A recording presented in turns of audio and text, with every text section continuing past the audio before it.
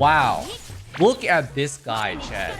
Isn't he so majestic and beautiful while he's playing chess with his very dominating blue-eyed lion? Wow, amazing. Well, Jing Yuan is obviously very nice. But when we look at a character's banner, chat, it's mostly about the 4 stars. And can we agree?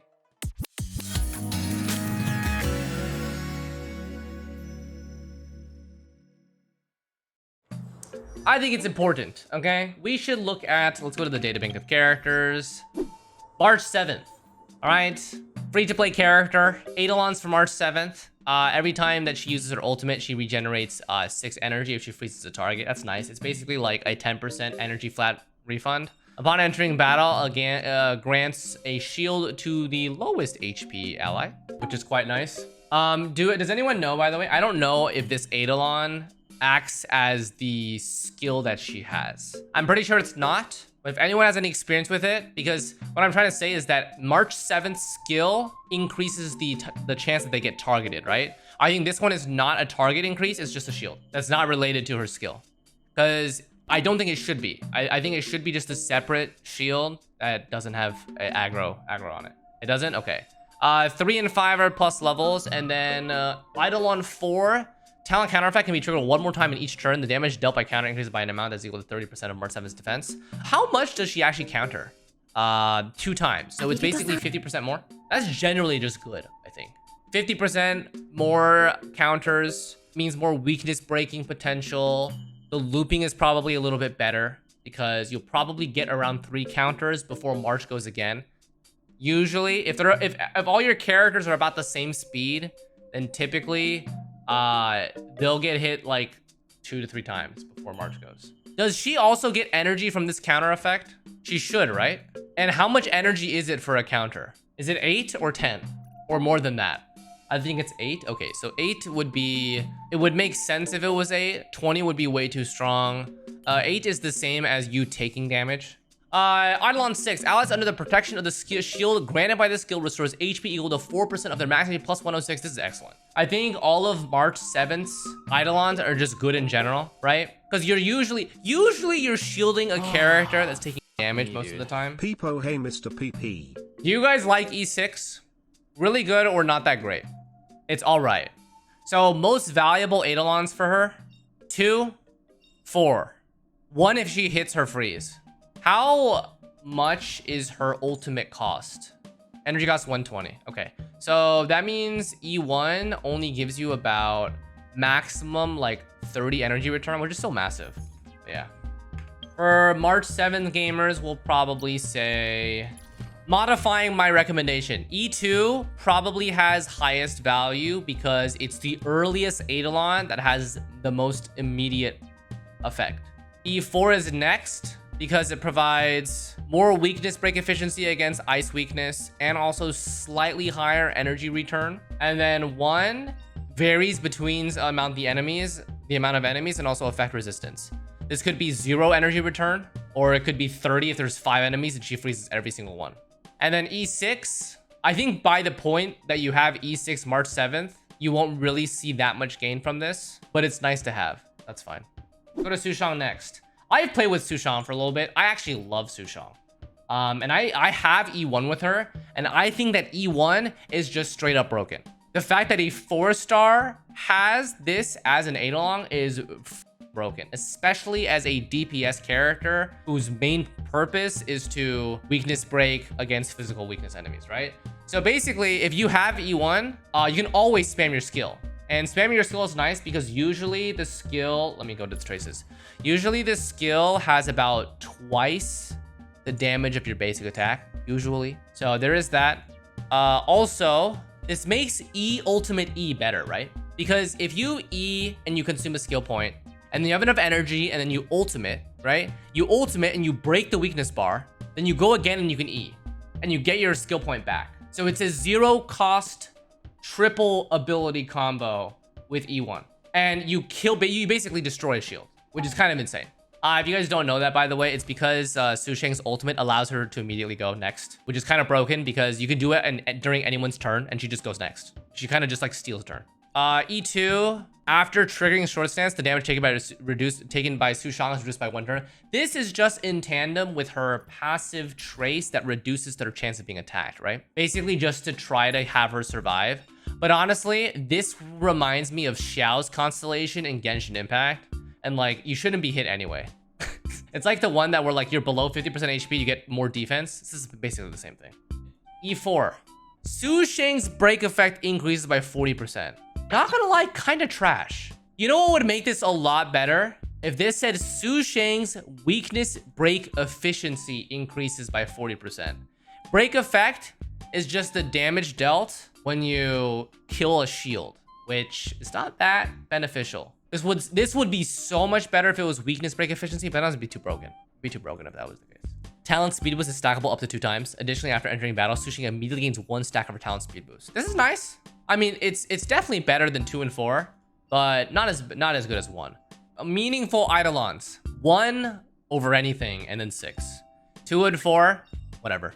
Right? I mean, they exist. Nobody does weakness break efficiency beside SU blessings. Yes, that is why, in my opinion, this Eidolon should not even exist. Like, this should have been something else. Like, completely, entirely different. Should not have been break effect efficiency. How broken is... wait, let me see her talent speed boost. How broken is this? When an enemy has their weakness broken on the field, Sushang's speed increased by 15% for 2 turns. This is actually really good. I still don't think it's as good as this. Still not as good as E1. Because E1 basically is much better skill point management. But actually, wait, no. It's technically better because you use it immediately in a battle. But E1 is much earlier as an Eidolon. Does that make sense? Like, it doesn't cost as much to get up to here. Because you need all of her Eidolons to get to here. But once you get here, you get an immediate boost as you enter the fight. This one, you only gain value when an enemy's weakness broken. So it's not until you're like 3 turns in, for example. Well, this is broken because it's basically free 15% speed for 2 turns, which is like half of a 5-star relic, which is nice. Also, it can stack up to 2 times, so it's actually really good. This is E6 is actually really good. Tingyun time! The most broken 4-star currently in the game. If you don't know what Tingyun does, she makes your characters do more damage, and she also makes their ultimates have more uptime. Okay. E1. After using their ultimate, so an ally's ultimate, if they're buffed with her E, her benediction, which is her little bell thingy, this thingy, right? Her skill, this is benediction. They gain 20% speed for free. And I want you guys to understand that benediction lasts for 3 turns. So use this once. Even if they loop Tingyun, they will still have the buff. Because benediction lasts for 3 turns. E2, an ally with her buff regenerates 5 energy after defeating an enemy. Only triggered once per turn. So like Xlice, for example, it needs to be separate turns, right? Her resurgence does not count as an extra turn. Her ultimate does count as an extra turn because it's stealing a turn. But basically, like, you can only gain 5 energy even if Xlice kills 2 enemies in like 1 quote-unquote turn. E4. Woohoo! The damage multiplier provided by benediction increases by 20%. Wow. Let me make sure I'm reading this right. The damage multiplier provided by benediction increases by 20%. Does this affect the attack or the lightning damage or both? I don't have E4, so I can't test. This one is definitely really good. I don't know what part of it buffs though, and what it exactly means, right? YoHoYoverse games are usually super clear, if you know what I'm saying. So basically, like, if this were to increase the attack percent, it would say that. It would say that the attack percent multiplier provider or something like that. So I don't actually know what part of this it actually boosts, but it boosts something here. Only benediction, so it's this. It's increase your attack by 57% up to 20% of Tingyun's current attack. Is that true? Or is it up to 40% of Tingyun's current attack? The damage multiplier boosts the damage done by benediction. Okay, if it's the damage multiplier provided by benediction, that would mean that it's the lightning damage, right? E6, ultimate regenerates 10 more energy for the target ally. Why is this broken, chat? Ultimate regenerates 10 more energy for the target ally. Basically, it goes from 50 to 60. Why is this broken? Not just energy is giga broken, but this makes certain characters work a lot more effectively. JING YUAN, on the same banner too. The 10 energy for certain characters matters a lot. I think it should be 20 more energy. You want her trace to restore 70 flat energy? You're out of your goddamn mind, bro. You basically guarantee an ult for like anyone if it's 70 energy. Anyways, chat, Tingyun broken. Buff, buff, buff, buff. Ally gets speed. Ally gains more energy. Ally does more damage. Ally gets more energy. So, guys, when it comes to this banner, how valuable do you think this banner is? In my opinion, I think that the banner is valuable just because Tingyun exists. Not even because of Jing Yuan, not even because of the other characters, just because Tingyun, just because you have the possibility of getting some Eidolons on Tingyun. Okay, the only way this would be better is if March 7th and Sushang were also high value characters, which currently, which of the 4 stars are like super high value? Pella's nice, but you don't use Pella as much. It's very specific. Natasha's nice. I think it's mostly the Harmony and Nihility characters. So Pella, Asta, Tingyun. Sampo is not really included in there because he's more of a DPS than a Nihility debuffer. And Hungs are really nice. Do you guys use this pretty boy? So free 12% crit. Reduces talent cooldown by 1 turn. I actually don't know how he works, so. When Dan Hung uses ultimate defeat an enemy, his next action is advanced forward by 100%. Wait, this is nice. Wait, it's defeat an enemy though. Okay, so it's not as good, but it's still nice. Still nice to have. Any agreeers? Anyways, guys, those of you who are looking to pull for this banner, I wish you the best of luck. I think that a lot of people are going for Jing Yuan just because Jing Yuan. That's literally it. Great VA, amazingly impressive animations as well. Giga Chat is and Tingyun's on the banner. So, guys, hold on. We gotta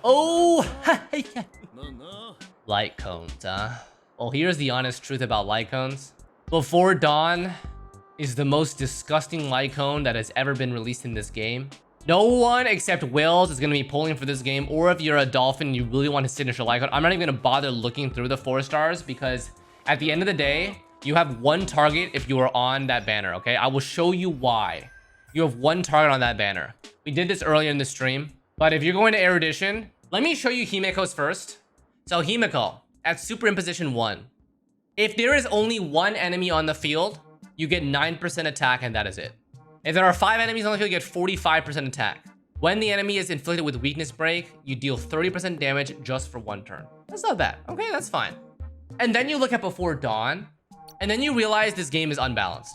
Okay, not actually, this game is great. You get 36% crit damage 100% of the time, always. There is no caveat to it. You also get skill and ultimate damage by 18% all the time. There's no requirement for it. Then if you use your skill or ultimate, you gain an effect. Every Erudition character wants to use their skill and ultimate. That's just how things work. When you trigger a follow-up attack, that effect will be consumed and your follow-up attack damage increased by 48%. Now for Jing Yuan, this is obviously very broken, which we will soon see why. But the main thing is that do not even pay attention to the second half. You get 36% crit damage and 18% skill and ultimate damage for nothing. That is already better than 45% attack and 30% damage bonus for Himiko. Like if you put this on Himiko, it's even better, okay? Like you put Jing Yuan's light cone on Himiko and it's better than her own signature light cone. Because 36% crit damage is way more valuable than 45% attack. Oh yeah, just to show you that max level, you get 60% crit damage, 30% skill and ultimate damage, and then 80% follow-up attack damage, but we're not gonna talk about that. It's just, do not pull for the weapon banner unless you are very, very lucky, okay? What are the other ones, chat? Day 1 of my new life. Defense 16%, damage resistance 8%. It's default preservation, it's good, it's fine. Hunt. Attack by 16%, 12% crit rate if there are 2 or fewer enemies. This is basically a worse version of the Herta Hunt light cone, right? And when you buy it from Herta shop, is almost the same as this. It just gives more crit rate. Asta's light cone.